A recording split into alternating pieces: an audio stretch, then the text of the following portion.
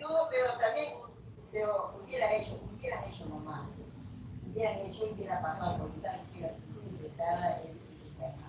Entonces, más dije fue que la que no se presenta se quedó como mi mamá de chat, es así nomás se hace.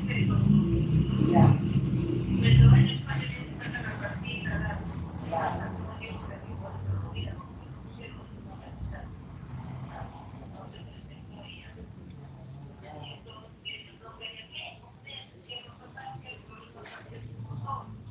Claro.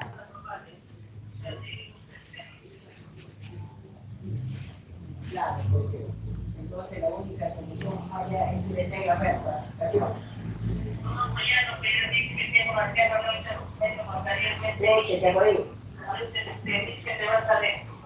Uy, se prende bien, se lo podía más antes.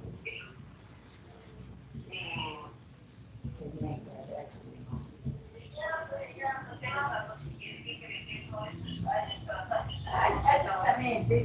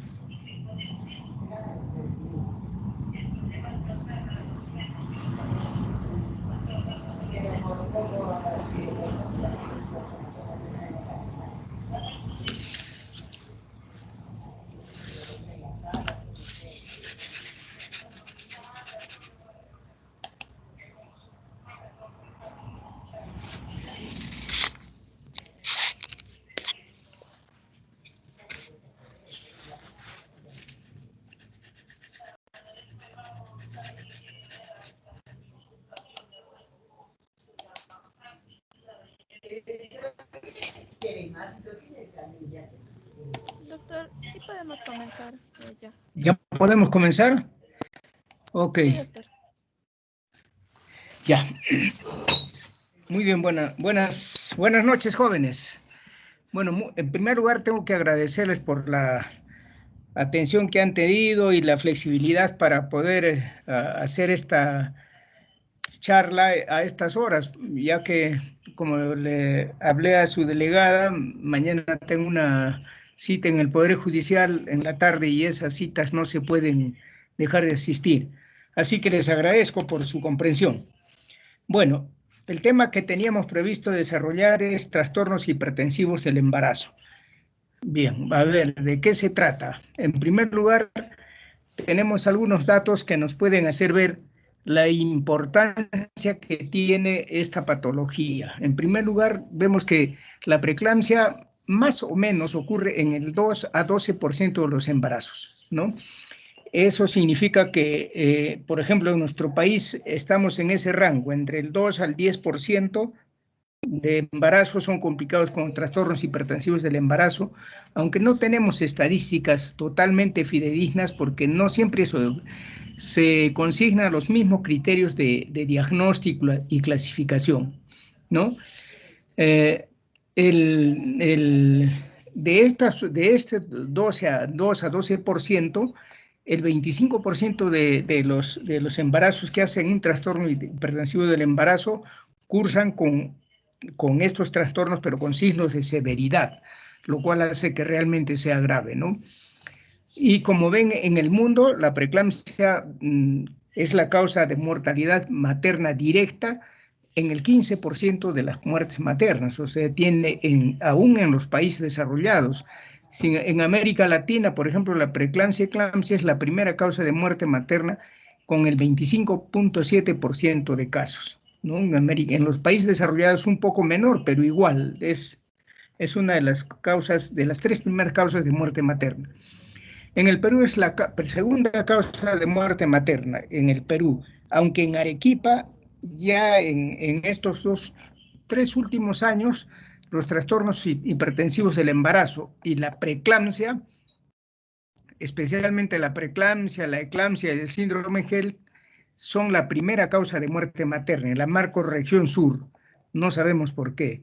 Y fíjese, entre los años 2002 y 2011, alrededor de 1.499 mujeres murieron por estos trastornos inducidos por el embarazo. O sea, sí tenemos una patología benigna. ¿Y cuáles son las principales causas de muerte materna en este periodo, del 2002 al 2011? En las por regiones, fíjense que en la costa la hemorragia fue el 21% y los trastornos hipertensivos del embarazo el 38.4% y el aborto 11.9%. La infección en menor cantidad. En cambio, en la sierra, la hemorragia ha sido la primera causa y la segunda, los trastornos hipertensivos del embarazo. Y en la selva, igual, hemorragia. Esto traduce, este cuadrito nos indica pues que tanto en la sierra como en la selva, donde las barreras geográficas y económicas son las más importantes, la hemorragia sigue siendo la primera causa de muerte materna, ¿no? Lo que no debiera ocurrir. En cambio, en la costa, donde hay mayor acceso, no hay las barreras geográficas, probablemente ahí los trastornos hipertensivos del embarazo son la primera causa de muerte materna. Bien, ¿qué objetivos nos proponemos cuando hablamos de trastornos hipertensivos del embarazo con ustedes? En primer lugar, tenemos que aprender a detectar en forma oportuna y precoz todos los trastornos hipertensivos del embarazo. Eso es lo más importante, detectar en forma oportuna y precoz. Quiere decir que si es posible debemos anticiparnos al diagnóstico de preeclampsia. En segundo lugar, ya que como les dije que nuestras estadísticas no son las adecuadas, debemos aprender a estandarizar la detección, el diagnóstico, el tratamiento y el seguimiento de las pacientes en cada uno de los trastornos hipertensivos del embarazo, como vamos a ver posteriormente. O sea, hay que estandarizar los criterios de detección, diagnóstico, tratamiento y seguimiento. Tercer lugar, tenemos que, en todo lo posible, evitar la progresión a las formas severas mediante tratamiento oportuno. Es decir, ustedes cuando salen a hacer sus serums, todos tenemos que poner el hombro para evitar que estas formas, como vamos a ver, que pueden ser, que se inician precozmente, evitar que progresen a formas graves, ¿no? Y que generalmente conlleven a la muerte. En cuarto lugar, tenemos que tratar de lograr un recién nacido en las mejores condiciones posibles, ya que la preeclampsia es la primera causa de prematuridad en nuestro medio, ¿no? Porque las preeclampsias graves que se presentan entre las 28 y 30 semanas, obviamente nos obligan a terminar la gestación con la consecuencia de un recién nacido muy prematuro, ¿no? Y luego también tenemos que aprender a manejar las pacientes con trastornos hipertensivos del embarazo de acuerdo al nivel resolutivo del centro asistencial, es decir, a la capacidad resolutiva de cada centro asistencial, transfiriendo, y eso es lo que queremos lograr ustedes, que transfieran oportunamente al nivel respectivo donde deben tratarse estas pacientes con preeclampsia. Muy bien. Ahora vamos a ver un aspecto importante para la prevención, es los factores de riesgo, ¿no? ¿Qué factores de riesgo tenemos en la preeclampsia? Los hemos dividido en factores preconcepcionales y factores asociados al embarazo. Y vamos a ver que los factores preconcepcionales son los más importantes y la mayoría, o sea, lo que podemos hacer antes de que la mujer se embarace. o sea, los que podemos detectar con una buena anamnesis, cuando las mujeres hacen su control preconcepcional, que lamentablemente en nuestra población la gente no está acostumbrada a eso. En primer lugar, como factor de riesgo tenemos la nuliparidad, ¿no? La nuliparidad significa aquella mujer que se embaraza por primera vez, que no ha tenido partos vaginales y por primera vez se embaraza. Igual la primipaternidad, es decir, puede ser que una mujer ya tenga 2, 3 hijos y no ha tenido preeclampsia, pero cambia de pareja y esa pareja es una nueva pareja, obviamente, que configura el cuadro de primipaternidad, ¿no? Y eso nuevamente le configura riesgo a la paciente como si sería nulípara. En segundo lugar, tenemos el embarazo previo con hipertensión inducida por el embarazo. Aquella mujer que ha tenido un trastorno hipertensivo del embarazo en el embarazo previo tiene alto riesgo de hacer nuevamente preeclampsia y más grave todavía en el embarazo actual, ¿no? Ojo con esas pacientes. Otra causa importantísima es en este tiempo que estamos observando que muchas mujeres están recurriendo a esta tecnología, ¿no? La tecnología de la reproducción asistida, es decir, a la gestación, a la fertilización in vitro y especialmente aquella fertilización que se hace ya sea con donación de ovocitos o con donación de espermas, ¿no? Ya vamos a ver por qué esto configura riesgo. El otro factor de riesgo importante es el antecedente de preeclampsia en la madre o hermanas. Parece que hay un gen que se transmite a través solo de las mujeres. Entonces, las pacientes que han tenido familiares por parte materna con preeclampsia tienen alto riesgo de hacer también ellas este trastorno hipertensivo. Otro factor importante que ustedes no deben dejar de tener en cuenta, un índice de masa corporal mayor a 29 le configura alto riesgo. Y esto, como ustedes saben, la obesidad va de la mano con la resistencia a la insulina, el bajo peso de la madre al nacer, la ganancia ponderal de 5 kilos, de 0.5 kilogramos, o sea, 500 miligramos o más por semana. La ganancia de peso es un factor importante también en la detección de la preeclampsia. Ya vamos a ver posteriormente. La hipertensión crónica y o enfermedad renal. Aquella mujer que sufre de hipertensión crónica, o sea, aquella mujer que tiene ya hipertensión antes de la gestación, ojo, esa paciente es de alto riesgo para hacer preeclampsia, especialmente si tiene enfermedad renal. Todos los síndromes que alteran el endotelio, y ahí tenemos el síndrome de anticuerpos antifosfolípidos, importante factor de riesgo, la trombofilia, el lupus, todos estos están relacionados, igual que la diabetes, están relacionadas con alteraciones del endotelio y se relacionan pues como factor de riesgo alto para preeclampsia. La diabetes mellitus, ¿no? La historia familiar de hipertensión, ya sea hipertensión inducida por la gestación o hipertensión crónica, y otros factores ya de menor importancia, pero que no deben dejarse de tomar en cuenta. Por ejemplo, la exposición limitada al esperma, ¿no? Especialmente gestantes adolescentes que a veces se embarazan con la primera relación sexual o la segunda relación sexual. Se ha demostrado que mientras más tiempo se expone la mujer a los espermas de su pareja, el riesgo disminuye. Y esto ya se ha estudiado por años, ¿no? Cuando la paciente se expone un año, digamos que tiene un riesgo relativo de 1 a 2. Si se expone 2 años, ese riesgo disminuye a 0,5 y así progresivamente, ¿no? Y hemos visto la inseminación con donador, el varón que tuvo parejas anteriores con hipertensión inducida por el embarazo. Este es un dato también que se ha tomado en estudios recientes, ¿no? Que se han hecho especialmente en Estados Unidos, donde han demostrado que un varón que tenía su pareja que hizo hipertensión, digamos, preeclampsia, cambió de pareja, esa pareja también hizo preeclampsia, cambió otra pareja, esa pareja también hizo preeclampsia. Entonces, también tener en cuenta ese factor, ¿no? la restricción del crecimiento intrauterino, mujeres que tienen partos con bebés pequeños o con restricción del crecimiento intrauterino pueden también hacer preeclampsia.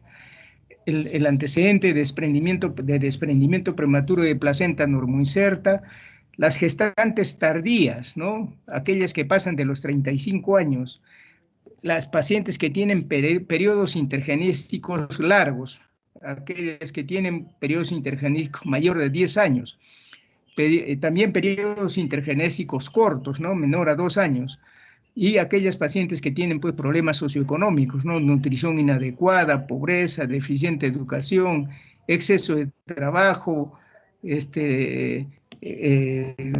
especialmente aquel trabajo físico, el estrés laboral o familiar, que es muy frecuente en nuestro medio, también son factores importantes. Como ustedes ven, estos factores se detectan antes de que la mujer se embarace, y es muy importante para hacer la prevención.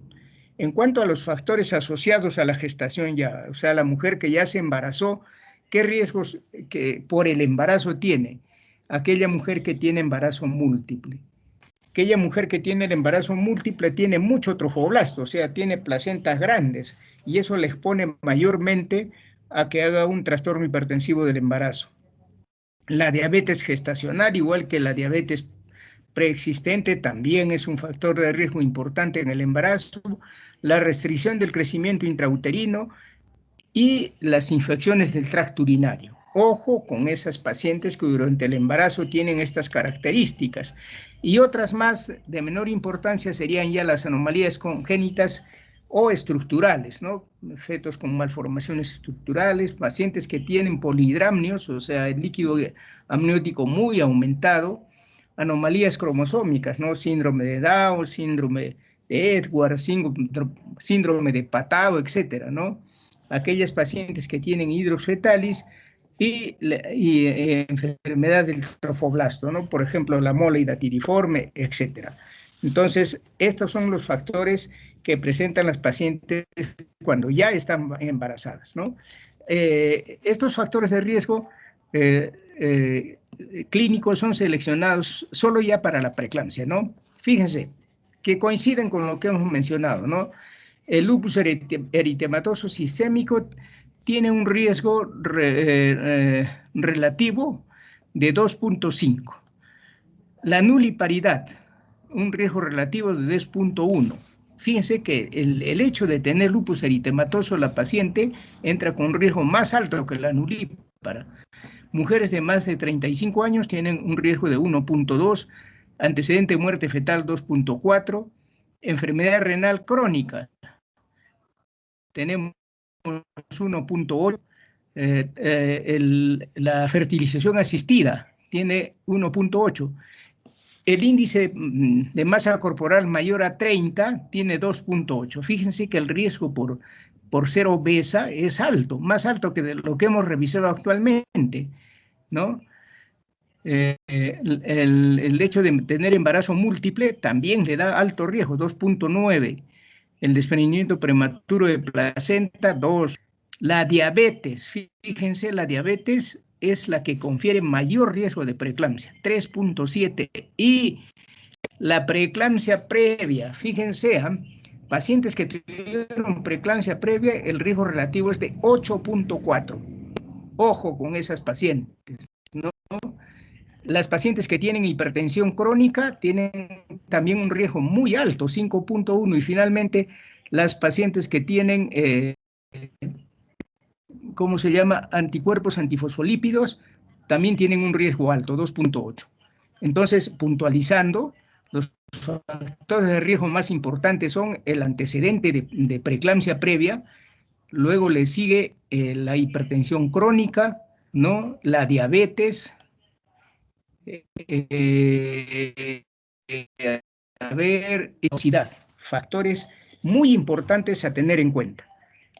Bien, ¿cómo clasificamos a los trastornos hipertensivos del embarazo? Esta es una clasificación ya un poco antigua, pero que desde el punto de vista académico yo pienso que tiene importancia, ¿no? Porque ahora vamos a ver que esta clasificación la han simplificado. Entonces, los trastornos hipertensivos del embarazo se clasifican en cuatro, ¿no? Hipertensión inducida por el embarazo, hipertensión crónica con preeclampsia sobreañadida, y ahora pues le hemos agregado la preeclampsia típica, que ya también está mencionándose en algunas guías, ¿no? Actualmente solo la clasificación es la siguiente: hipertensión inducida por el embarazo y preeclampsia-eclampsia, nada más, así la clasifican actualmente, ¿no? Entonces nosotros tenemos esta clasificación antigua. La hipertensión inducida por el embarazo se clasifica en hipertensión gestacional, que es una hipertensión arterial que se presenta después de las 20 semanas, pero sin proteinuria, y que puede ser leve o severa, o sea, igual que una preeclampsia, la hipertensión gestacional. Luego tenemos la preeclampsia, que es una hipertensión arterial acompañada de proteinuria, es la diferencia con la anterior, que se presenta después de las 20 semanas de gestación, y también puede ser leve cuando la presión arterial esté no más de 140/90 y la proteinuria es menor o igual a 300 miligramos, y es severa cuando la presión arterial está por encima de 160/110 y proteinuria mayor a 2 gramos, ¿no? Luego tenemos en la hipertensión inducida por el embarazo la eclampsia, que es la hipertensión inducida por el embarazo, que puede ser con o sin proteinuria, más convulsiones y acompañadas de coma o sin coma. Entonces son convulsiones que aparecen ya en la paciente. Y finalmente, esta hipertensión inducida por el embarazo, tenemos el síndrome HELLP. Repito, no es síndrome de HELLP, nunca digan síndrome de HELLP, porque cuando hablamos de síndrome de alguien, es porque alguien lo descubrió, y en honor a esa persona que lo descubrió se le puso su nombre. Este síndrome de HELLP no es que alguien lo ha descubierto, simplemente son las siglas en inglés de hemólisis, enzimas hepáticas elevadas y plaquetopenia, ¿no? Por eso solo es síndrome HELLP. Entonces, esas son las 4 variantes de la hipertensión inducida por el embarazo. En cuanto a la hipertensión crónica, tenemos aquella hipertensión arterial detectada antes del embarazo o antes de las 20 semanas, ¿no? Y puede ser primaria, o sea, aquella hipertensión crónica esencial, y secundaria de causa renal o suprarrenal, etcétera, y eso se investigará con el cardiólogo. La hipertensión crónica con preeclampsia sobreañadida, ¿cómo la definimos? Es aquella hipertensión crónica que después de las 20 semanas de gestación se complica con un aumento brusco de las cifras de hipertensión arterial sobre la base que ya tenía la paciente, y un incremento en la proteinuria, ¿no? Y la presencia de signos o síntomas de afectación multiorgánica, ¿no? Que como ya vamos a ver posteriormente. Y finalmente esta preeclampsia típica, que es lo nuevo que tenemos, ¿no? Esta preeclampsia típica se puede diagnosticar simplemente con estos criterios. Una hipertensión gestacional más uno de los siguientes criterios, ¿eh? Síntomas premonitorios de convulsión. ¿Cuáles son los síntomas premonitorios de convulsión? Cefalea, escotomas, tinnitus, epigastralgia, hiperreflexia osteotendinosa, etcétera, ¿no? Si nosotros tenemos una hipertensión gestacional más un criterio de esos, ya estamos hablando de una preeclampsia, ¿ya? Lo que antes no se podía. O puede también haber solo hemólisis, puede haber trombocitopenia, o puede ser, pueden aparecer enzimas hepáticas elevadas. O sea, solo dos criterios nos pueden hacer el diagnóstico de preeclampsia típica. O puede haber una proteinuria, una paciente que tenga proteinuria, y alguno de estos criterios, ¿no? Síntomas premonitorios, hemólisis, trombocitopenia y enzimas hepáticas elevadas. E inclusive puede iniciarse antes de las 20 semanas. O sea, estamos rompiendo el paradigma de que la preeclampsia aparecía después de las 20 semanas, ¿no? En cambio, la preeclampsia típica puede aparecer antes de las 20 semanas y también 48 horas después del parto, ¿no? Entonces, cuando la clasificación acá la tenemos en forma un poco más más clara, ¿no? Digamos, tenemos una gestante con hipertensión. Entonces, lo primero que hacemos y que tenemos que hacer en la consulta es preguntar de cuántas semanas está esta paciente. Si está con una gestación menor a 20 semanas, estamos ante una hipertensión crónica, ¿no es cierto? Pero si estamos ante una gestación mayor de 20 semanas y acompañada de hipertensión, estamos ante una hipertensión inducida por el embarazo, ¿no? Ahora, ya sabemos que hay una hipertensión inducida por el embarazo. La siguiente pregunta es, ¿tenemos proteinuria? ¿Hay proteinuria? Si no hay proteinuria, estamos ante una hipertensión gestacional, como habíamos visto en la clasificación anterior. Si hay proteinuria, estamos frente a una preeclampsia, ¿no? Entonces, es otra forma de ver también esta clasificación, ¿no? Ahora, ¿cómo se clasifica la preeclampsia? Para la preeclampsia, tenemos que primero saber que existen cuáles son los criterios de gravedad, ¿no? Y los criterios de gravedad tenemos acá. Una presión arterial igual o mayor a 160/110. Una proteinuria mayor de 2 gramos. TGO o TGP por encima de 62. Plaquetas por debajo de 100.000. Un feto con restricción del crecimiento intrauterino. Edema de pulmón. Oliguria y pródromos de convulsión, como habíamos dicho ya, tinnitus, escotomas, hiperreflexia osteotendinosa, epigastralgia, irritabilidad, etc. Esos son los criterios de gravedad. Entonces, preguntamos, ¿existen estos criterios de gravedad? Si no existen, estamos frente a una preeclampsia leve. Si existen estos criterios de gravedad, estamos frente todavía podemos preguntar, ¿no? ¿Hay hemólisis? ¿Hay plaquetopenia? ¿Están elevadas las enzimas hepáticas? Si no están elevadas las enzimas hepáticas, estamos frente a una preeclampsia grave. Si la paciente ha convulsionado y tiene hemólisis, plaquetopenia y enzimas hepáticas elevadas, preguntamos si ha convulsionado o no. Si no ha convulsionado, y con estos criterios estamos frente a un síndrome HELLP, ¿no? Pero si la paciente, aparte de tener estos síntomas premonitorios de gravedad, ha convulsionado, estamos frente a una eclampsia. Entonces, como ustedes ven, es una forma también de clasificar, de ver en forma objetiva, ¿no? ¿Cómo podemos clasificar a la preeclampsia? Muy bien. Entonces, ¿cómo diagnosticar la preeclampsia? Dice, ya hemos visto los criterios para el diagnóstico, ¿no? Que la preeclampsia se define como la aparición de hipertensión y proteinuria en gestante a partir de las 20 semanas. Eso es lo clásico, ¿no? La definición clásica de preeclampsia. Ya no estamos hablando de trastornos hipertensivos del embarazo en general. Ahora solo vamos a hablar de preeclampsia, ¿no? ¿Y cuándo decimos que hay hipertensión? Decimos que hay hipertensión cuando la tensión arterial sistólica es igual o mayor a 140 milímetros de mercurio, o la tensión arterial diastólica está en igual o mayor a 90 milímetros de mercurio en 2 tomas separadas con 6 horas tras 10 minutos de reposo con la gestante sentada, los pies apoyados y el brazo a la altura del corazón. Es importante ese criterio. Ya saben que la presión arterial diastólica se toma en el 5º ruido de Korotkov, ¿no?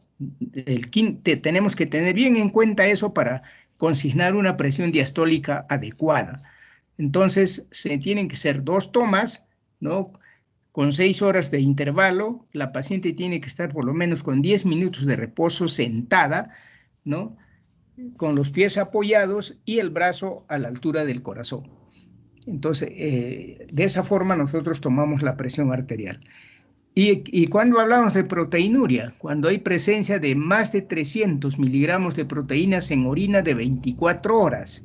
Entonces se colecciona la orina durante 24 horas y ahí se hace el dosaje de proteínas, ¿no? O puede ser también el otro criterio, el ratio proteínas creatinina, que debe ser mayor de 30 miligramos por milimol, ¿no? Y eso también claro, en ausencia de infección urinaria, eso también nos hace el diagnóstico de proteinuria. Entonces, 2 criterios, ¿no? la hipertensión y la proteinuria. Bueno, ahí hay unos datos para evaluar, esto es una evaluación de la hipertensión, pero en pacientes normales, ¿no? Pero de todas maneras nos sirve. Ya, entonces, ahora vamos a ver ¿qué es la preeclampsia en realidad? Vamos a tratar de explicarnos por qué se produce la preeclampsia. La preeclampsia, como hemos dicho, es la hipertensión arterial más proteinuria, y ahora le vamos a agregar un criterio más.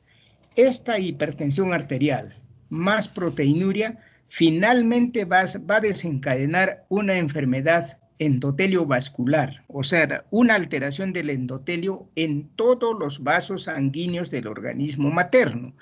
Entonces, tenemos que la lesión endotelial va a alterar el flujo útero-placentario, va a producir isquemia placentaria, restricción del crecimiento intrauterino, como vamos a ver posteriormente, y esta isquemia placentaria va a generar más lesión endotelial y se cierra un círculo vicioso, como vamos a ver posteriormente. Esta es una visión, digamos, global de lo que pasa en la preeclampsia, ¿ya? Es una visión global.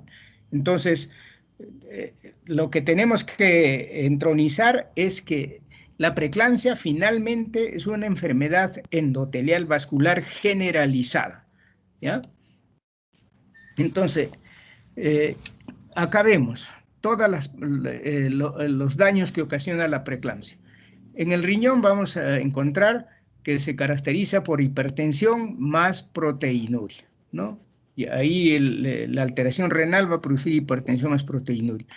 En la coagulación vamos a encontrar hemólisis y plaquetopenia. En el hígado, alteraciones hepáticas, ¿no? Tenemos la elevación de las enzimas hepáticas, la deshidrogenasa láctica elevada, etcétera, y a nivel cerebral se va a producir la eclampsia, ¿no? Las convulsiones, como habíamos visto. Esto en el organismo materno, pero el otro paciente, cuando tenemos una paciente con preeclampsia, tenemos en realidad dos pacientes. Esto es lo que le está pasando a la mamá. Veamos qué le pasa al bebé. El bebé, obviamente, porque hemos visto anteriormente, hay mala circulación uteroplacentaria, entonces se va a generar una insuficiencia placentaria, o sea, va a generar que el bebé entre en hipoxia y desnutrición crónica, lo cual le va a condicionar una restricción del crecimiento intrauterino por hipoxia fetal y probablemente un desprendimiento prematuro de placenta normoinserta. Como ustedes ven, esas son las complicaciones en los dos pacientes que tenemos cuando estamos frente a una paciente con preeclampsia. Y la preeclampsia, pues, es una variedad clínica, ¿no? Donde se relacionan tanto los aspectos maternos como los aspectos del trofoblasto, o sea, de la placenta. Por ejemplo, tenemos hipertensión en la madre, ¿no? Hipertensión, proteinuria, alteración hepática, hemólisis, plaquetopenia, eclampsia, etc. Y esto se relaciona con la insuficiencia placentaria, con la restricción del crecimiento intrauterino, con la hipoxia fetal, con el desprendimiento prematuro de preeclampsia, ¿no? Y esto todavía puede afectar un poco más dependiendo si la preeclampsia es tardía o es precoz, ¿no? Para condicionar una restricción del crecimiento intrauterino. O sea, hay una correlación entre los dos aspectos, entre el aspecto materno, digamos, entre el aspecto útero-placentario y los aspectos generales de la madre. Bien, entonces ahí tenemos, ¿no? Ahora sí, vamos a ver cómo es la fisiopatología de la preeclampsia. Felizmente ya ustedes han hecho en las prácticas o también la teoría de los cambios fisiológicos en el embarazo normal, ¿no es cierto? ¿Qué ocurre en el embarazo normal? Este es un ejemplo de placentación normal. En la gestante de menores de 6 semanas, o sea, en el primer trimestre, ¿cómo se llama? El trofoblasto comienza, después de la implantación del blastocisto, comienza a invadir la decidua uterina, ¿no es cierto? Y vemos que estos trofoblastos comienzan a invadir la decidua del endometrio, o sea, lo que ya el endometrio se transforma en decidua, ¿no es cierto? Ven en verde cómo las células deciduales, las células trofoblásticas comienzan a invadir la decidua. Esa es una primera invasión. A las 20 semanas de gestación ocurre una segunda invasión. Fíjense que las células trofoblásticas que están en verde invaden prácticamente toda la decidua y llegan hasta el miometrio. Pero el aspecto más importante no es ese, sino que estas células trofoblásticas invaden el endotelio de las arterias espirales, invaden el endotelio. Se dice que mimetizan ese endotelio y lo anulan, lo transforman, toman su lugar, digamos, del endotelio de estas arterias espirales, y no solo eso, sino que este hecho de mimetizar el endotelio de estas arterias hace que pierdan la musculatura, o sea, todo el músculo liso que tenían estas arterias se pierde, destruyen ese músculo liso, y además la inervación adrenérgica. Es decir, estas arterias, por esta invasión del trofoblasto, se van a dilatar. Ven en el primer caso a las 6 semanas arterias estrechas, y en el segundo caso a las 20 semanas ya unas arterias totalmente dilatadas, y que es más, no van a responder al estímulo de los vasoconstrictores. No van a responder porque ya no tienen inervación. Ese es el aspecto más importante que ustedes ya conocen, que ocurre en el embarazo normal, ¿no? Ahí vemos, les estoy señalando con flechitas para que vean y no nos perdamos, ¿no? Fíjense cómo el trofoblasto invade las arterias, cómo no solamente el endotelio, sino destruye la musculatura y la inervación adrenérgica, y los diámetros cómo han cambiado, ¿no? Han cambiado mucho los diámetros de las arterias espirales. A las 6 semanas y a las 20 semanas ya tenemos otro vaso sanguíneo. Es el mismo, pero muy dilatado. ¿Qué ocurre en la preeclampsia? En la preeclampsia lo primero que va a ocurrir es, ya hemos visto en el estado normal, ¿no? Cómo las arterias, las células trofoblásticas invaden la decidua, ¿no? Y llegan inclusive hasta el miometrio, invaden el endotelio de las arterias espirales, destruyen su musculatura, etcétera, etcétera. En la preeclampsia vemos que las células trofoblásticas, que en la flechita roja que ha aparecido, han invadido casi la mitad nada más de la decidua materna, no han llegado al miometrio.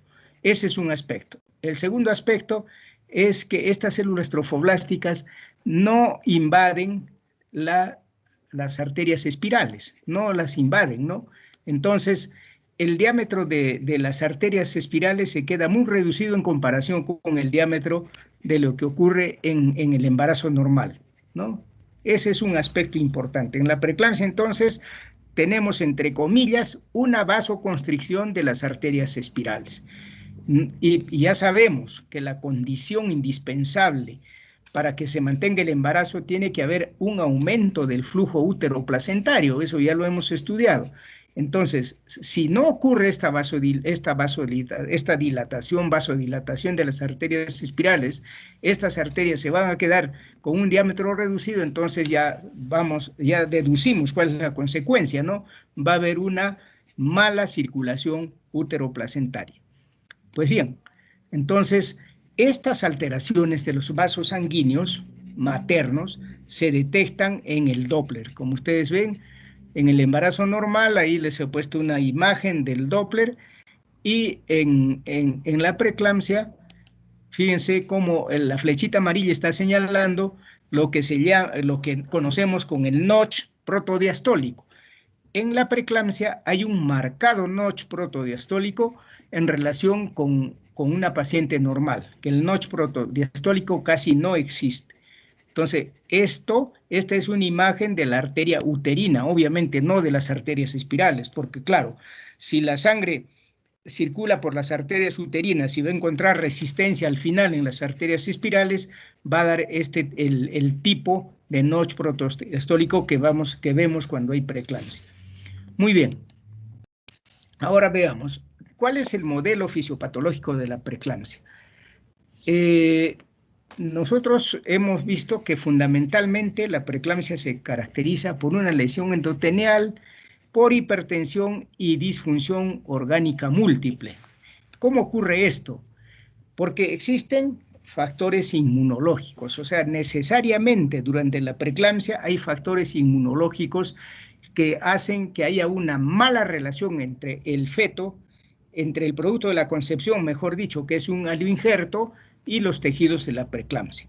Cuando ustedes han hecho cambios en el embarazo, han visto, ¿no?, que para que haya una buena implantación se requiere de muchos factores, el óxido nítrico endotelial, se requiere de factor de crecimiento placentario, se requiere de factor de crecimiento endotelial vascular, etcétera, etcétera. Se requieren muchos productos que hacen que el producto de la concepción sea aceptado, ¿no? Ya hemos visto cómo el complejo mayor de histocompatibilidad tipo B es el que se transforma en antígeno leucocitario humano, el G, el C, que son reconocidos y permiten, que son reconocidos por las células residuales y permiten que el producto de la concepción sea aceptado. Pues estos factores inmunológicos deben estar alterados durante la preeclampsia. El segundo aspecto son los factores genéticos. Actualmente ya se han encontrado factores genéticos que están relacionados también, por eso es que hemos visto que hay padres y damas que portan probablemente estos factores genéticos y hacen que la preeclampsia se transmita en la familia, ¿no? Y finalmente, estos factores genéticos e inmunológicos van a determinar un fracaso del trofoblasto para mimetizar el fenotipo de adhesión vascular. ¿Qué quiero decir con esto?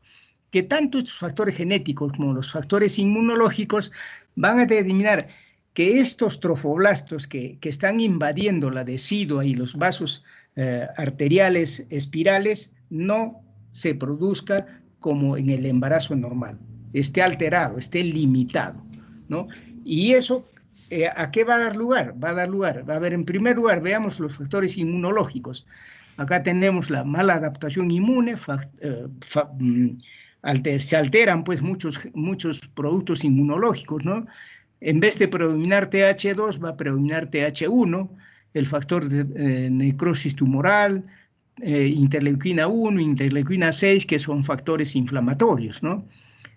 Va a haber una activación anormal de los neutrófilos, lo cual va a producir reacciones inmunológicas, oxidaciones biológicas, con liberación de radicales libres de oxígeno, lipasas, proteasas, etcétera, que son liberadas a la circulación general y que son las que finalmente van a dañar el endotelio, ¿no? Son factores que dañan el endotelio y por eso ya después viene la cascada, ¿no?, de daño. Después tenemos una respuesta inflamatoria materna sistémica al embarazo, eso es por el predominio de TH1, ¿no?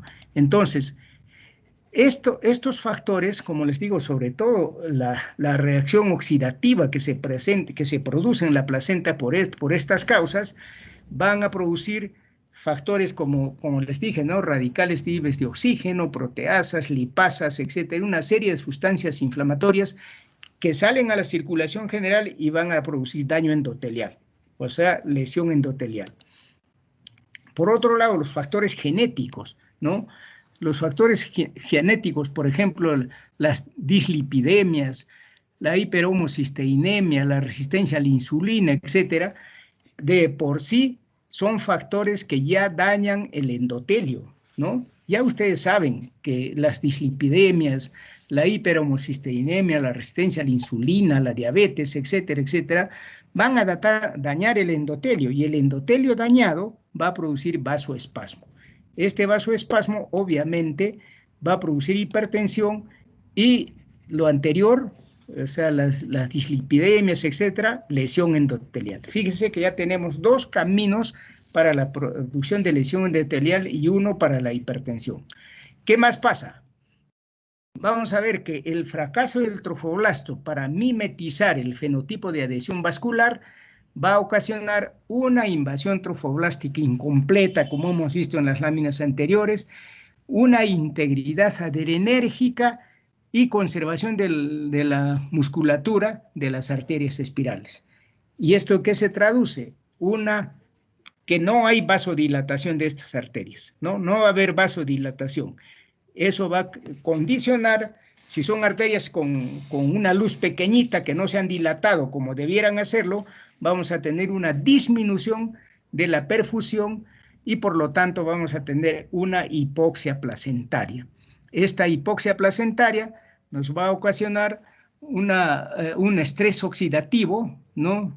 Mediadores vasoactivos, participación de otros elementos que finalmente también van a liberar lipasas, peroxidasas, radicales libres de oxígeno, y ya tenemos estas 3 vías por las que se daña el endotelio de todo el organismo materno, sobre todo los pequeños vasos. Muy bien, hasta ahí llegamos a una lesión endotelial y a una hipertensión. ¿Qué pasa después? Sigue el daño, entonces la lesión endotelial va a ocasionar, ustedes saben que cuando se daña el endotelio va a haber activación, agregación y consumo plaquetario, ¿no es cierto? Y se activa la cascada de coagulación. O sea, ya tenemos que poco a poco la paciente se nos va complicando, ¿no?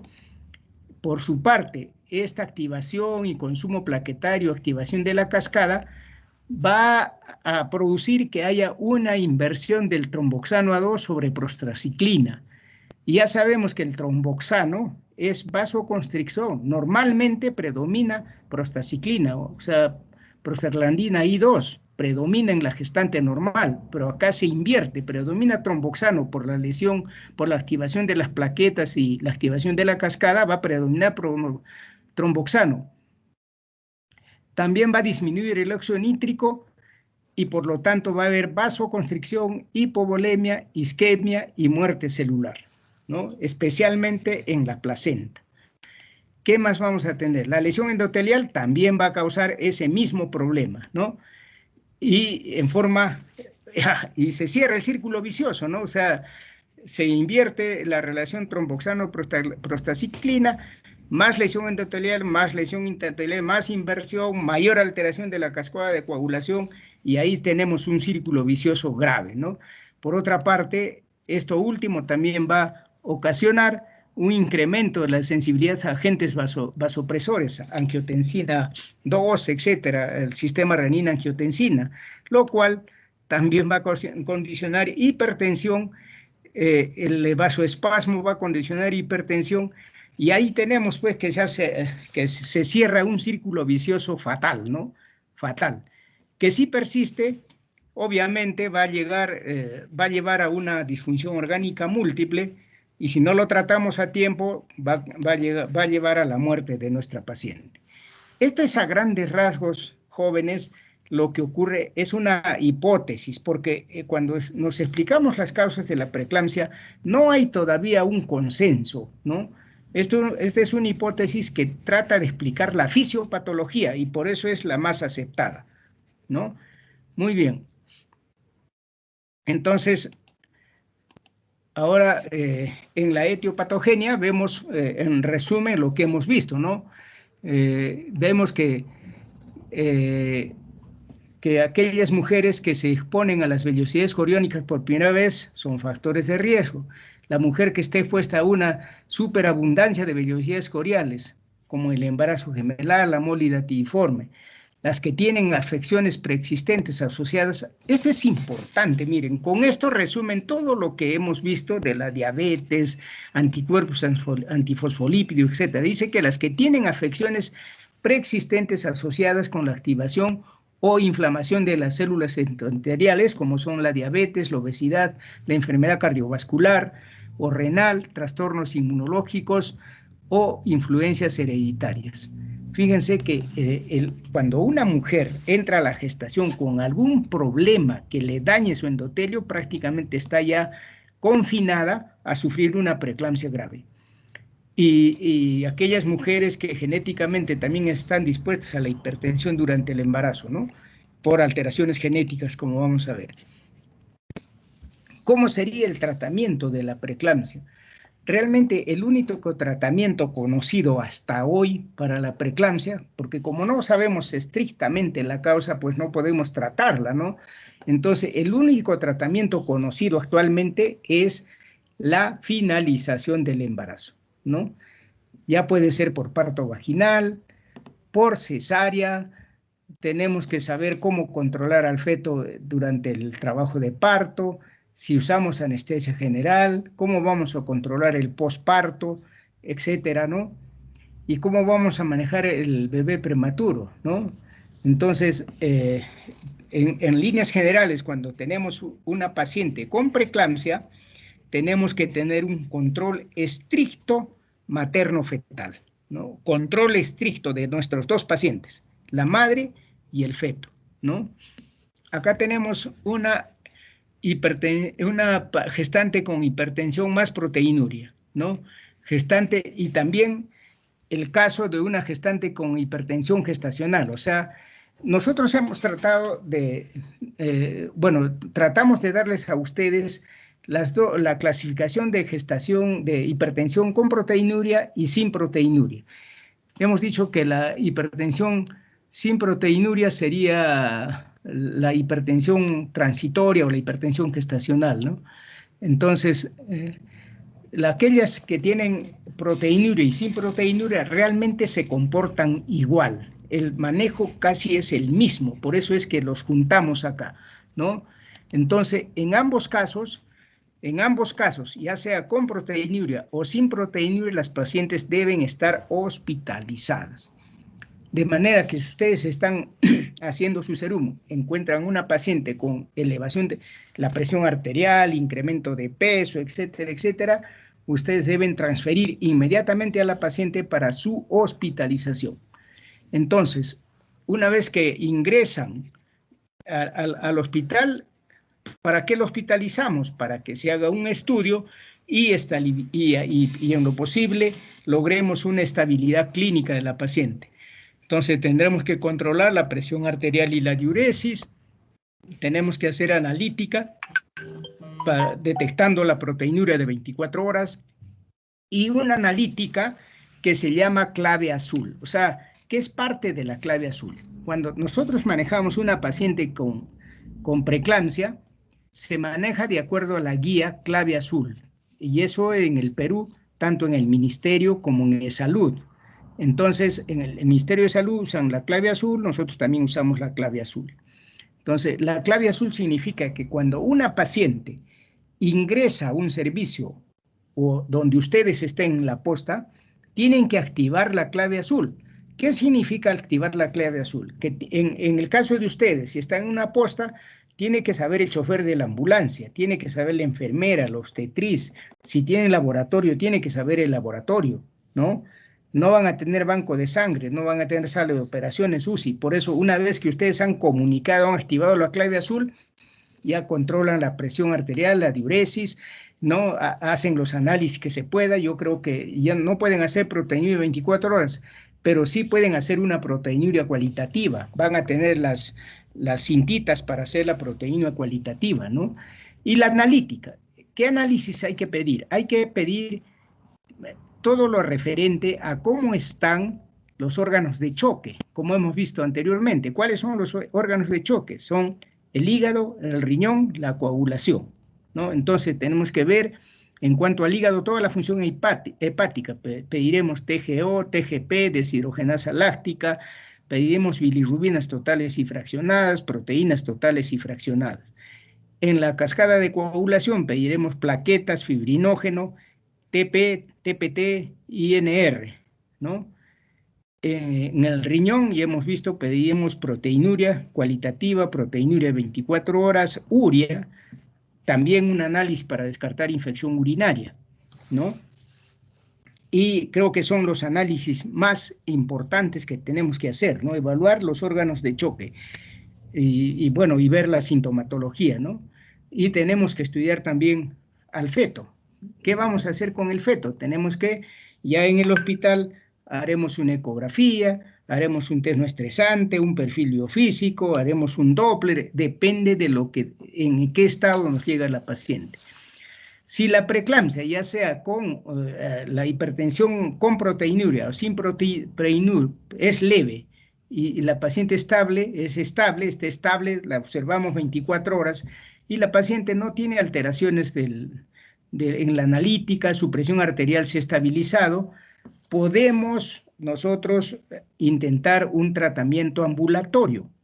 Pero ¿cómo vamos a hacer ese tratamiento ambulatorio? No se trata de decirle a la paciente, bueno, señor, usted está bien y se va de alta.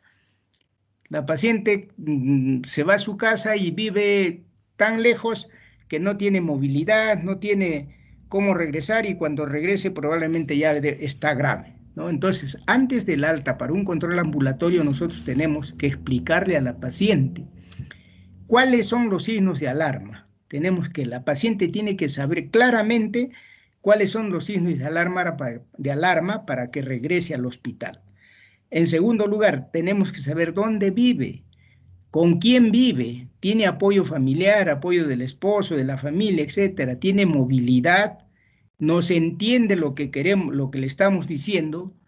Si no hay esas condiciones, es preferible mantenerle en el hospital a la paciente, porque darle de alta significaría, bueno, prácticamente condicionarle una situación de gravedad, ¿no? Entonces, ya en su casa, la paciente puede tener un reposo relativo, nunca reposo absoluto. Ya mis alumnos que hacemos prácticas les he mencionado por qué el reposo absoluto no se debe aplicar en la gestante, una dieta normal, especialmente normosódica, ¿no? Y hay que controlar diariamente la presión arterial, ¿no? Controlar también los signos de alarma que hemos dicho, el peso, la proteinuria cualitativa y movimientos fetales. Es decir, la paciente misma tiene que avisarnos cómo están los movimientos, tendrá que ir un personal a su domicilio para vigilarla, ¿no? Y hacerle un control semanal. La citamos semanalmente al hospital para repetir la analítica y hacer las pruebas de bienestar fetal. Y si es el caso, si la paciente permanece estable, no se agrava, no se alteran la analítica, no presenta signos premonitorios, etc., podemos llevarla hasta las 37 semanas y ahí ya finalizamos la gestación de todas maneras, ¿no? Entonces, ahora, cuando tenemos una paciente con preeclampsia grave, ahí viene la cosa, ¿no? Si tenemos una paciente con preeclampsia grave, obviamente esta paciente tiene que estar hospitalizada, ¿no? ¿Y dónde debe estar hospitalizada? Debe estar hospitalizada en un centro asistencial con capacidad resolutiva de nivel 3. ¿Qué quiere decir? Que tenga unidad de cuidados intensivos para adultos y para neonatos, ¿ya? Ojo. ¿Qué hospitales en Arequipa tienen unidad de cuidados intensivos para adultos y neonatos? En ESalud, el Carlos Alberto Seguín Escobedo. En el Ministerio, el Hospital General Honorio Delgado, ¿no? ¿Qué más? Que tenga un banco de sangre. Los dos hospitales mencionados tienen banco de sangre. Que tengan laboratorio para poder hacer todos los análisis, los tienen. Que tengan profesionales capacitados para manejar estos casos de preeclampsia grave, los tienen. Que tengan imagenología, ecógrafos de alta gama, etcétera, para hacer los estudios correspondientes y el laboratorio, ¿no? Entonces, importante para ustedes saber a dónde derivan una paciente con preeclampsia grave. O sea, si están, por decirles, en Aplao, haciendo su serum, no me la van a referir pues al hospital del Pedregal, que tiene un poquito de mayor capacidad resolutiva que el hospital de Aplao, porque ahí no van a poder resolver nada, tienen que mandarla directamente, ya sea al Honorio Delgado o a ESalud, al Carlos Alberto Seguín Escobedo, ¿no? Entonces, importante eso. Luego en el hospital ya pues se le indicará el reposo relativo, la dieta normal, y lo más importante averiguar si hay pródromos de gravedad, ¿no? La presión arterial se controla cada 5 minutos durante 24 horas, ¿no?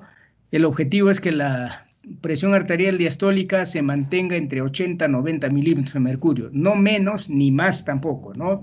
Porque si la bajamos a menos también podemos producir una hipotensión y causar problemas al feto, ¿no? Ya vamos a ver cómo se mantiene eso, ¿no?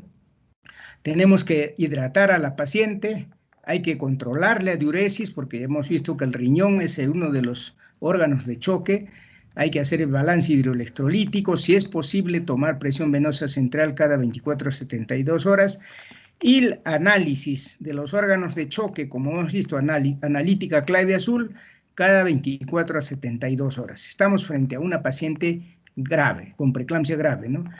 Ahora, si tenemos una hipertensión severa, aguda, crítica, tenemos que bajar esa presión antes que la paciente nos haga una hemorragia cerebral. Y el tratamiento hipotensor es fundamentalmente con la betalol, que felizmente ya lo tenemos, hidralazina y nifedipino. Nosotros de preferencia usamos nifedipino, porque tiene un techo de seguridad un poco más amplio que los anteriores, ¿no? Y el nifedipino lo usamos por vía oral, nunca por vía sublingual. Por favor, nunca usar nifedipino por vía sublingual en una gestante con preeclampsia. El nifedipino, entonces, lo damos por vía oral, 10 miligramos, una sola dosis, para estabilizar la presión arterial.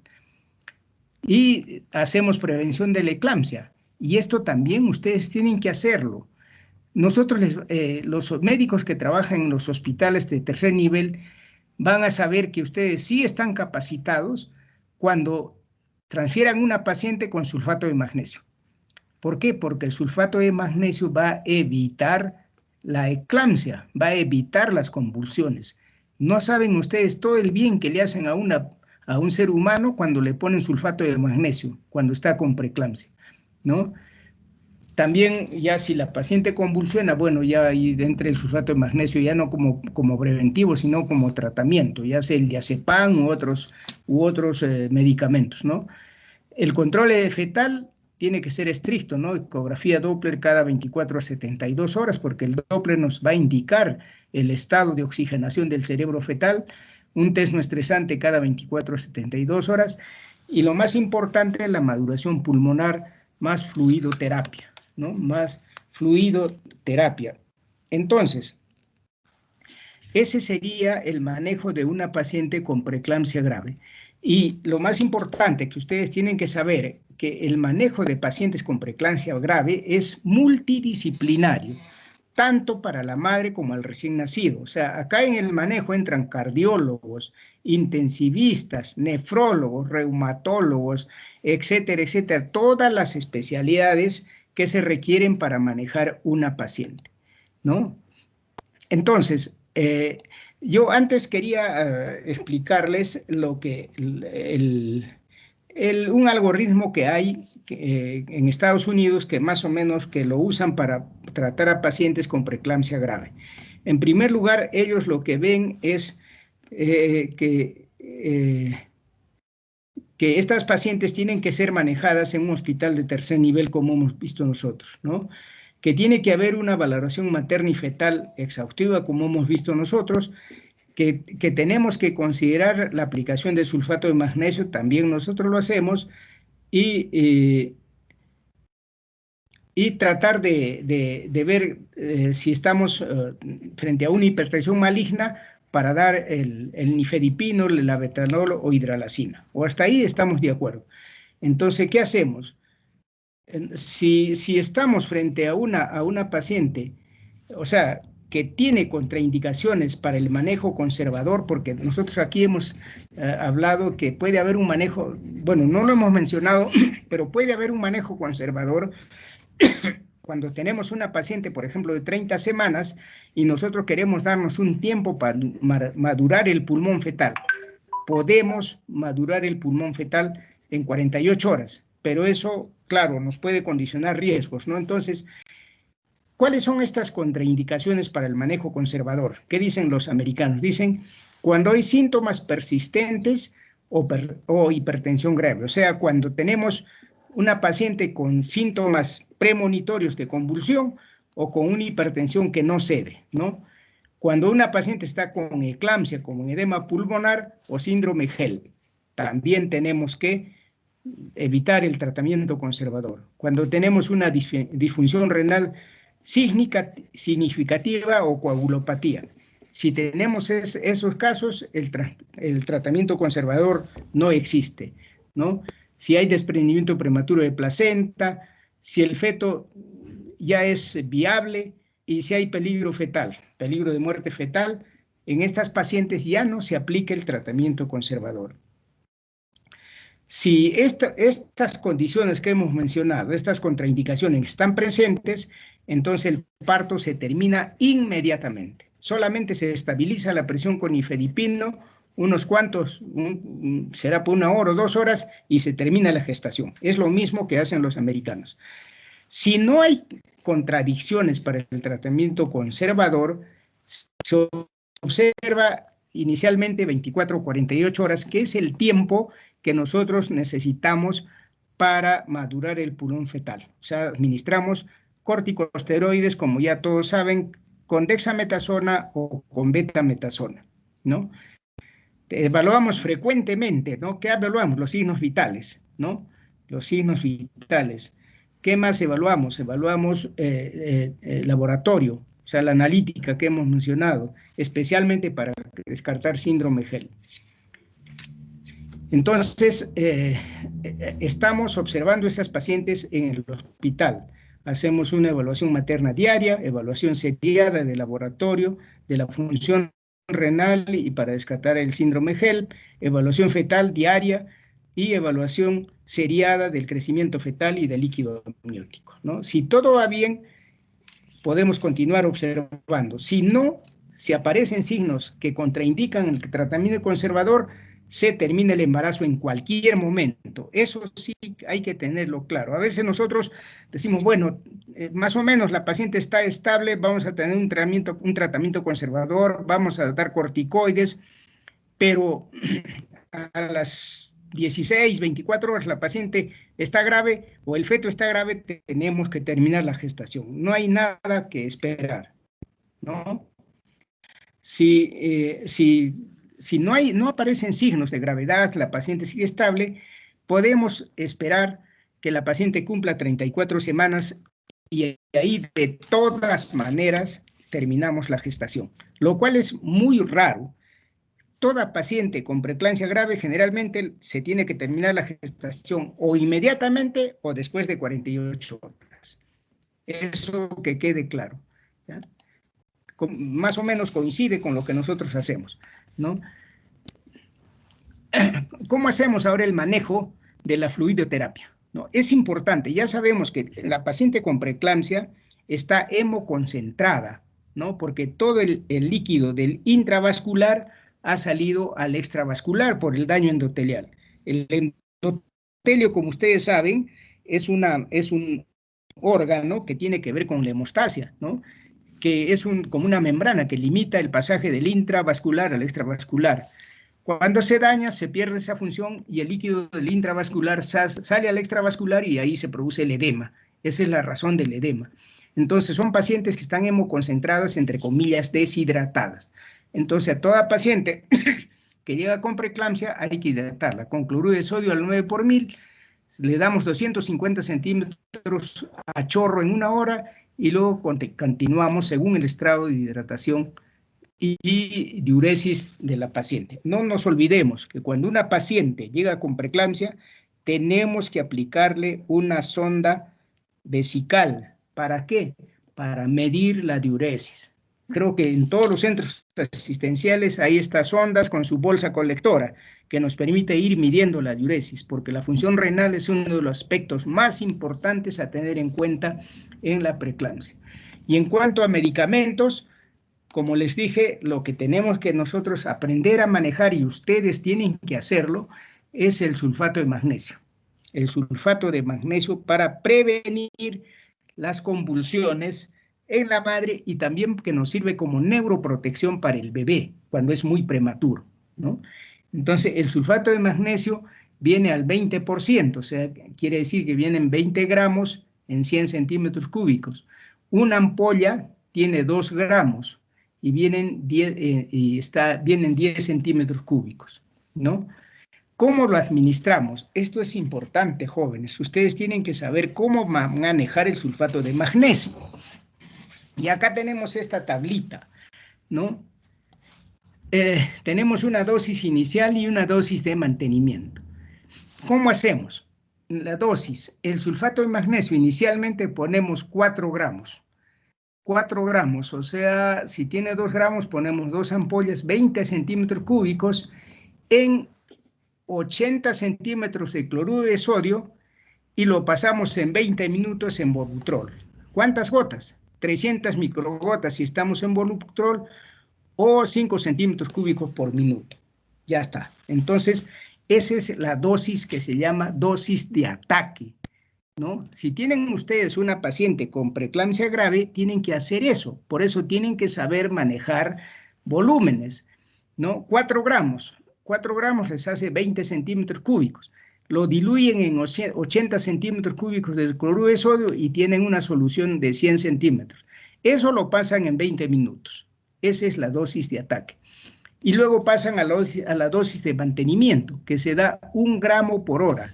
Depende de la gravedad también. Si ya estamos con síntomas premonitorios de preeclampsia o de eclampsia, de eclampsia, se puede dar hasta 2 gramos por hora. Entonces, ¿cómo hacemos? 6 gramos, o sea, 30 centímetros cúbicos, los diluimos en 970, no sé por qué hemos puesto 920 centímetros cúbicos, y lo pasamos en 6 horas, ¿no? En 6 horas a 53 gotas por minuto, ¿no? Esa es la forma en que ustedes pueden transferir una paciente. ¿Qué tienen que hacer para manejar el sulfato de magnesio? Saber que el sulfato de magnesio puede dar signos de toxicidad, ¿no? Entonces tenemos que controlar la presión arterial, que no debe bajar, el pulso y los reflejos osteotendinosos y la diuresis. Tenemos que estar vigilando que estén dentro de los rangos de normalidad. Y si tenemos signos de intoxicación por sulfato de magnesio, usamos con el antídoto que es el gluconato del calcio, ¿no? Entonces la pregunta, ¿cuándo finalizamos el embarazo? Si hay bajo riesgo de prematuridad y es una paciente estable, como hemos mencionado, podemos llevar hasta las 37 semanas. Si es una paciente con signos de gravedad, en cualquier momento, yo diría en cualquier momento, hasta en las 28 semanas, si es que la paciente está con signos muy graves y podemos perderla, ¿no? Pero si nos permite un tratamiento conservador por lo menos de 48 horas, si es posible, podemos llevar las 32 semanas. ¿Y cuándo vamos a terminar la gestación? Así, cuando llega la paciente muy grave, por ejemplo, con una presión incontrolable, cuando hay pródromos de signos de convulsión, ¿no? Como hemos dicho, ¿no? Hiperreflexia, tinnitus, ¿qué más? Cefalea intensa, alteraciones visuales, estupor, epigastralgia, dolor en el hipogastrio, náuseas, vómitos, etcétera, etcétera, ¿no? Hiperreflexia osteotendinosa. En esos casos solamente se baja la presión arterial unos pocos minutos y se termina la gestación, ¿no?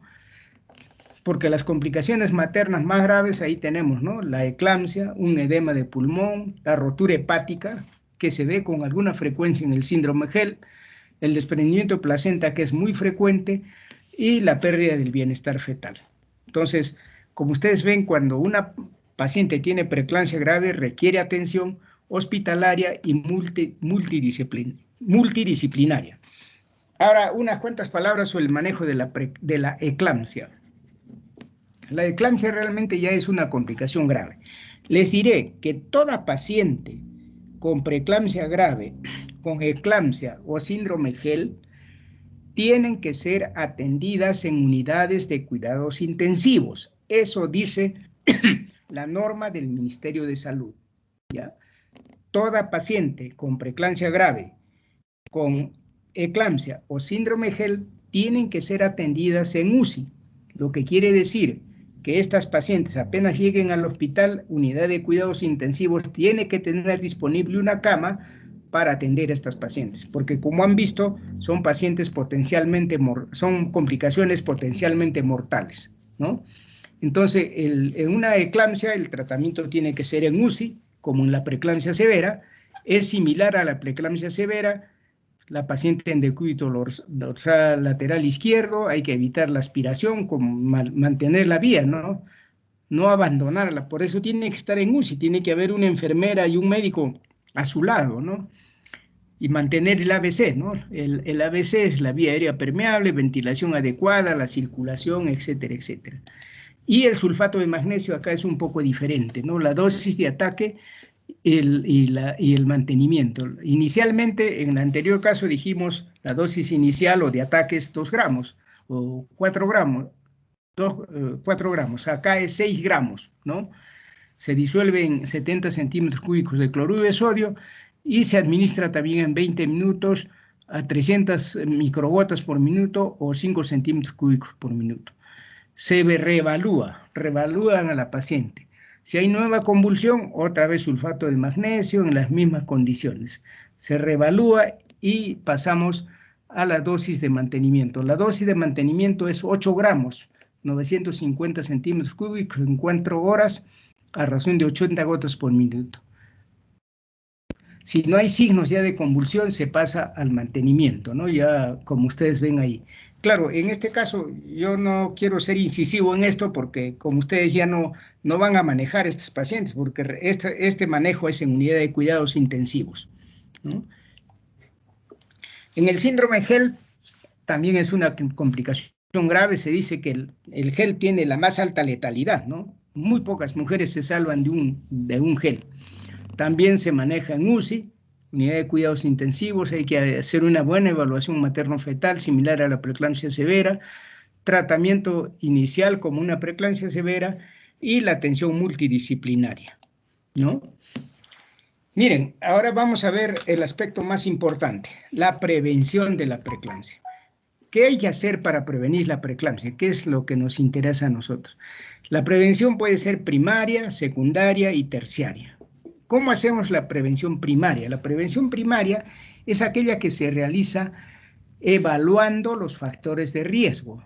O sea, nosotros tenemos que conocer estrictamente los factores de riesgo que hemos mencionado al inicio, porque ahí es donde hacemos la prevención primaria.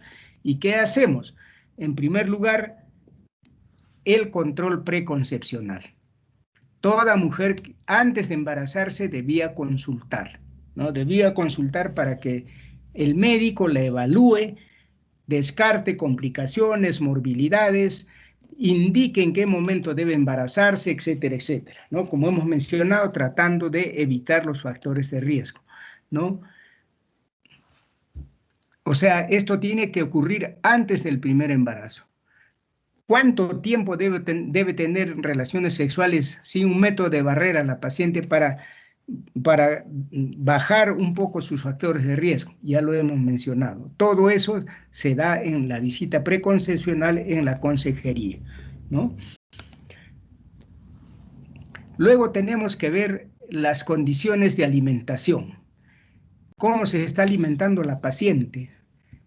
¿Es obesa? Y si es obesa, ¿qué tenemos que hacer, ¿no? Entonces, si es obesa, le aconsejaremos, pues haremos todos los estudios para descartar diabetes, algún trastorno endocrino, etcétera, y tratar a la paciente para que entre al embarazo en forma compensada, ¿no? No se le puede negar que se embarace, pero hay que estabilizarla, ¿no? Entonces, controlar la alimentación y evitar la obesidad, ¿no? Porque ya sabemos que la obesa generalmente se acompaña de resistencia a la insulina y tenemos que tratarla antes de que se embarace. Estamos haciendo prevención primaria. Luego tenemos que evaluar todos los órganos que pueden estar alterados, ¿no? O sea, en otras palabras, detectar morbilidades que pueda tener la paciente. De repente por ahí tiene una artritis reumatoidea, de repente tiene un lupus, de repente tiene un problema renal, etcétera, etcétera. Tenemos que tratarlo antes de que la paciente se embarace, ¿no? Tenemos que tratarlo.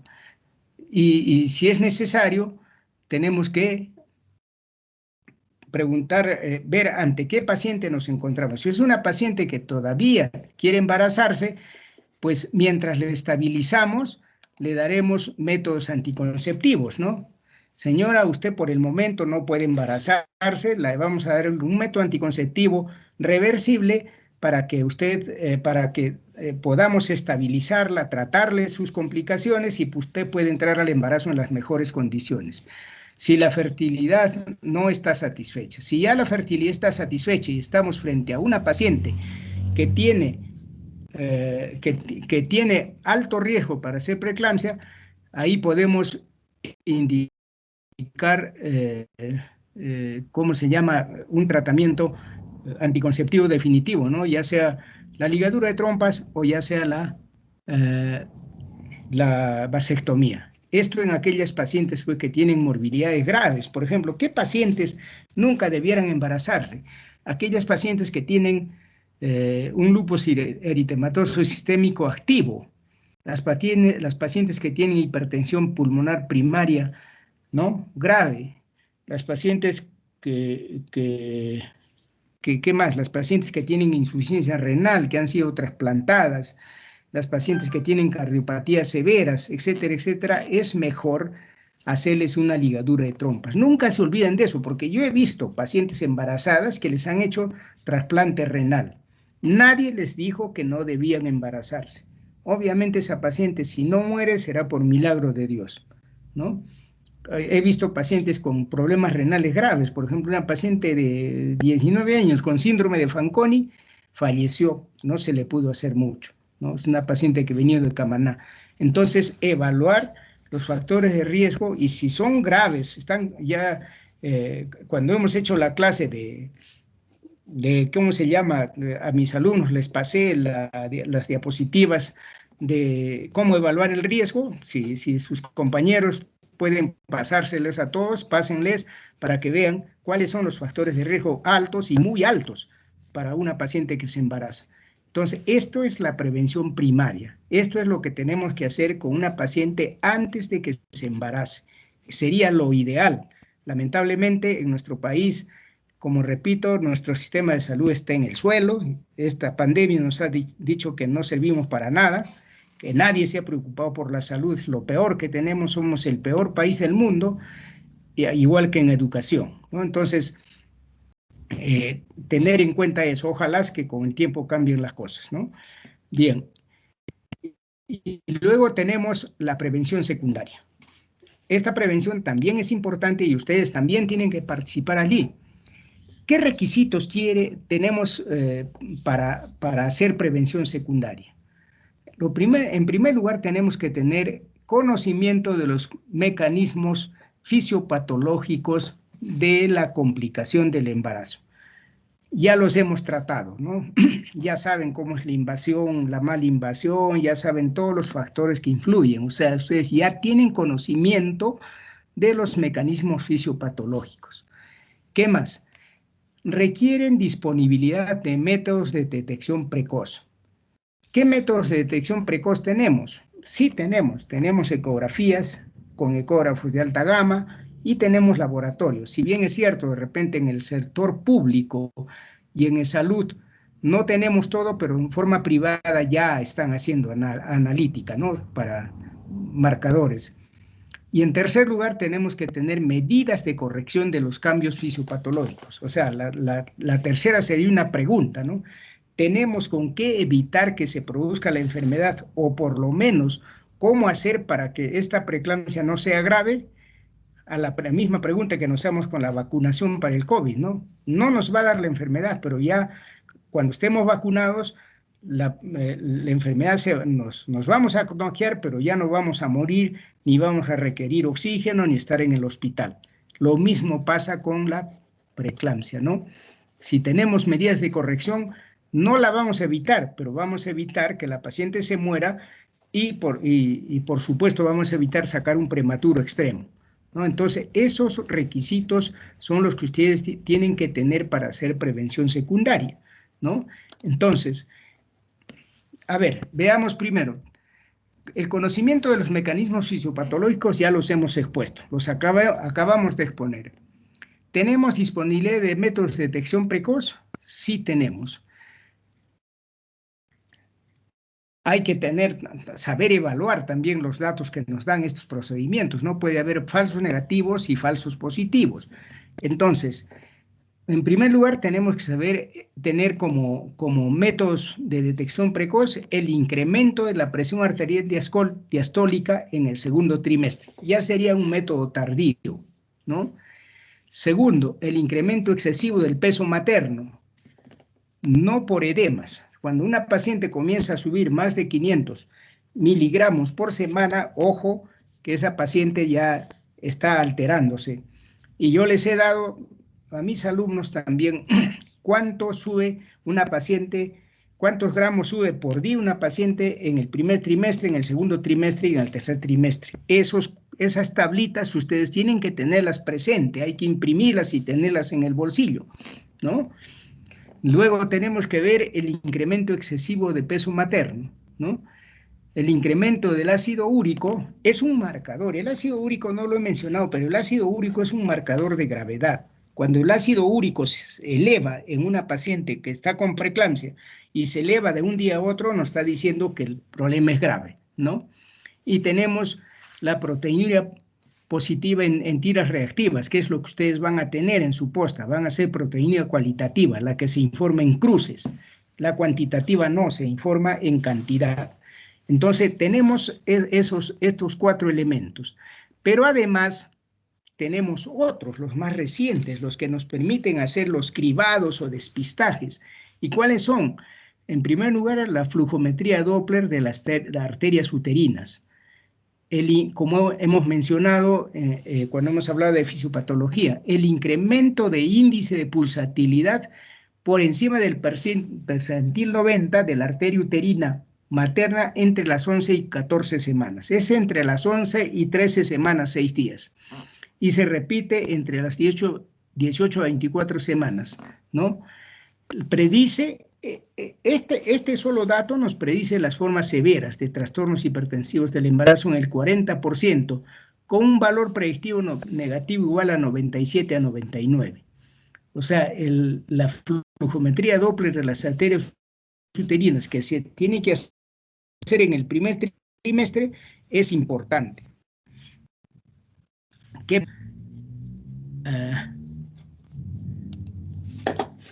Ahí tenemos el flujo Doppler de las arterias uterinas y tenemos finalmente marcadores bioquímicos. Existen marcadores bioquímicos, como les decía, ¿tenemos laboratorio? Sí tenemos laboratorio. En el Seguro Social se hacen algunos, en el Ministerio no sé si estarán haciendo, pero en forma particular sí hacen estos marcadores bioquímicos. Tenemos la proteína A asociada al embarazo, la proteína A asociada al embarazo, que es la PAP-A, el factor de crecimiento placentario, que es positivo cuando está por debajo del percent 5, el factor de crecimiento endotelial vascular, y este marcador, uno de los marcadores más importantes, es la tirosinquidasa 1, similar a FM soluble, ¿no? Que como hemos visto cuando hemos hablado de cambios en el embarazo, esta proteína tirosinquinasa neutraliza al factor de crecimiento placentario y al factor de crecimiento endotelial vascular, que son los proangiogénicos. Entonces, el dosaje de la tirosinquinasa hoy día es uno de los más importantes, es el marcador más importante. Ya se está haciendo en Arequipa en forma particular, ¿no? El protocolo dice entre las 11 semanas y 13 semanas, 6 días, pero muchos trabajos dicen que es mejor hacerlo, estos marcadores bioquímicos, a las 10 semanas, ¿ya? Yo recomendaría que se haga a las 10 semanas. Entonces, esa es la forma de hacer la prevención secundaria. Desde mi punto de vista, lo más importante es una buena historia clínica para detectar factores de riesgo, ecografía Doppler y marcadores bioquímicos. Es lo más importante porque los otros ya se manifiestan cuando la paciente ya está enferma. No, nosotros queremos hacer el despistaje antes que la paciente esté enferma. Entonces, acá tenemos este algoritmo que ya está demostrado desde hace ya más de 10 años, ¿no? Estos algoritmos que cambian que combinan las características maternas. ¿Cómo sabemos las características maternas? Por la historia clínica, ¿no? Una buena historia clínica para detectar factores de riesgo. La presión arterial media, el Doppler de las arterias uterinas y las pruebas bioquímicas a las 11 a 13 semanas de gestación.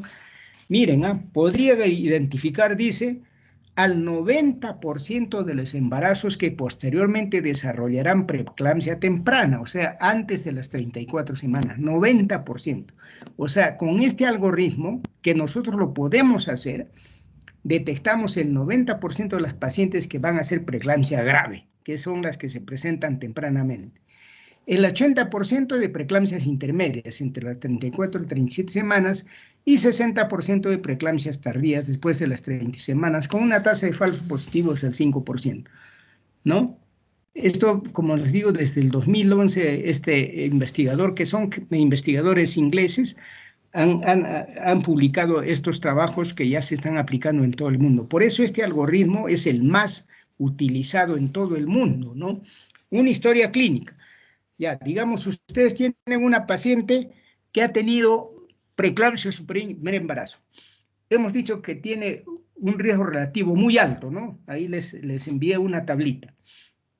Ya, entonces, el riesgo de esta paciente, digamos, una paciente que ha tenido preeclampsia en su primer embarazo, tiene un riesgo de 20 a 1. Es decir, que 20 pacientes que tuvieron preeclampsia en su primer embarazo, una va a ser preeclampsia.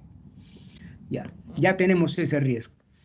Le hacemos los marcadores bioquímicos y nos salen positivos, ese riesgo se eleva, ¿no? Ya no es 20 a 1, ya va a ser 8 a 1.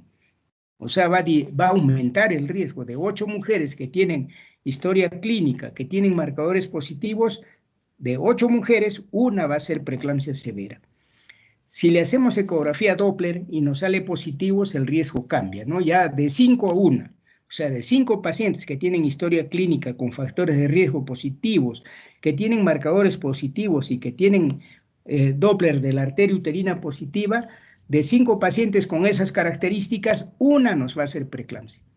Entonces, como ustedes ven, vamos a tomar medidas adecuadas para evitar que se produzca la enfermedad. ¿Y cuáles son las medidas? En primer lugar, tenemos que dar una dieta normocalórica, ¿no? Normocalórica, 1 a 2 gramos por kilogramo de peso de proteínas. Normosódica, no vamos a restringir la sal, porque el problema del edema no es por daño renal, es por daño del endotelio. Tenemos que la ganancia de peso no debe pasar de 2 kilogramos en total a las 37 semanas, o 400 miligramos, perdón, 400 gramos por semana en el tercer trimestre. Y reposo en cama en decúbito lateral izquierdo, pero reposo relativo, no reposo absoluto. ¿Qué más? Esas son medidas generales. Ahora, ¿qué medicación ha tenido algún efecto? Pues estamos hablando de prevención secundaria, ¿no? Cuando hemos hecho ya nuestro tamizaje, hemos aplicado el algoritmo de historia clínica, de marcadores bioquímicos y de ecografía Doppler de las arterias uterinas maternas, nos salieron positivos. Entonces en esta paciente entramos con este esquema, ¿no? Una dieta normocalórica con proteínas 1 o 2 kilogramos por kilogramo de peso, perdón, controlamos la ganancia de peso, damos una dieta normosódica, indicamos un reposo relativo en decúbito lateral izquierdo, y los medicamentos que están probados que tienen algún efecto en la prevención de la preeclampsia es el carbonato de calcio y el ácido acetilsalicílico. El carbonato de calcio tiene efecto porque se ha demostrado que en poblaciones que tienen una deficiencia crónica de calcio, administrándoles calcio se disminuye el riesgo de preeclampsia. ¿Ya? O sea, solo en nuestras poblaciones, que creo que todas nuestras gestantes tienen déficit de calcio, hay que darles calcio. 2 gramos por día, ¿no? Desde el segundo trimestre, o sea, desde las 14, 15 semanas. Antes de las 16 semanas es lo ideal, ¿no? ¿Qué más? El ácido acetilsalicílico es el producto más importante. El ácido acetilsalicílico ya sabemos que es un antiagregante plaquetario cuando damos en dosis que no pasen de 150, aunque ahora hay estudios que dicen que el ácido acetilsalicílico se debe dar entre 100 a 300 miligramos, ¿no? A partir de las 12 y 16 semanas hasta las 34 semanas, y preferentemente en la noche, ¿no? Todos los días una tabletita. Nosotros estamos utilizando el ácido acetilsalicílico 150 miligramos todos los días, ¿ya? No usamos 300, nos parece que es mucho. Antes usábamos 80, 100, pero ahora estamos usando 150, ¿ya? No hay evidencia, dice, que apoye el uso de antioxidantes. Se han hecho múltiples estudios para el uso. Hemos visto que se liberan radicales libres de oxígeno, ¿no es cierto?, en la fisiopatología. Entonces, muchos investigadores dijeron, bueno, si hay radicales libres hay que neutralizarlos. Entonces, comenzaron a dar antioxidantes, ¿no? Vitamina C, omega 3, aceite de hígado, aceite de pescado, en fin, todos aquellos que tienen antioxidantes, pero ninguno de ellos ha tenido el efecto que se pensaba, ¿no? La hospitalización precoz es efectiva para prevenir la evolución a las formas severas de la enfermedad. Claro, si tenemos una paciente controlada, hospitalizada, donde se le va a controlar cada cierto tiempo la presión arterial, la diuresis, la analítica, etcétera, vamos a evitar que esa paciente se muera, ¿no? Y en cuanto a la prevención terciaria, se hace pues ya en los hospitales de tercer nivel, como hemos dicho, que tengan unidades de cuidados intensivos para adultos y recién nacidos, y hay que prevenir las complicaciones y la muerte en estas mujeres, y también tratar las secuelas que pueden quedar, ¿no? Este tratamiento, obviamente, ya lo hemos mencionado, solamente el uso del sulfato de magnesio, pero son pacientes que tienen que tratarse en unidades de cuidados intensivos, ¿no? Muy bien, eso es todo, y les agradezco nuevamente por su flexibilidad, por su comprensión. Estamos aptos para resolver alguna pregunta. Sí, doctor, gracias por la clase. Muy bien, Mencionó Luisa. que el nifedipino por vía sublingual no debería darse. ¿Por qué? A ver, es una muy buena pregunta. ¿Por qué? El nifedipino, cuando lo administramos por vía sublingual, tiene un efecto muy rápido y baja la presión a niveles, o sea, también a niveles muy bajos, ¿no? Por decirte, si le das nifedipino a una paciente que está con 110 de diastólica, probablemente la presión diastólica la baje a 70 o a 60, y eso no es conveniente, ¿no es cierto? Hemos dicho que la presión diastólica debe mantenerse entre 80 y 90 milímetros de mercurio. ¿Por qué? Porque a esa presión el feto más o menos está recibiendo el oxígeno que requiere, ¿no? Si bajamos la presión, ya no va a recibir el oxígeno necesario y va a entrar en problemas. Entonces, el nifedipino sublingual baja mucho la presión arterial, lo cual no es conveniente cuando manejamos una paciente con preeclampsia. Si lo damos vía oral, va a demorar un poquito, pero tampoco nos va a bajar la presión arterial por debajo de 80 milímetros de mercurio. Esa es la razón por que el nifedipino nunca se debe dar por vía sublingual en pacientes con preeclampsia. Muy bien. ¿Alguna otra pregunta?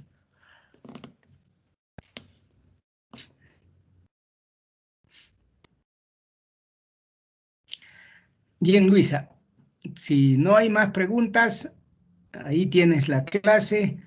Yo creo que la graban ustedes, ¿no? Sí, doctor. Ya. A tus compañeros pídeles lo que les hemos hecho de ganancia de pesos y control prenatal con criterio de riesgo, que les pasé a tus compañeros que rotaron en la primera fase conmigo, ¿ya? Para que lo tengan todos ustedes y podamos, porque ahí están los factores de riesgo, cómo se evalúan, etcétera, etcétera, ¿ya? Sí, doctor. Muy bien.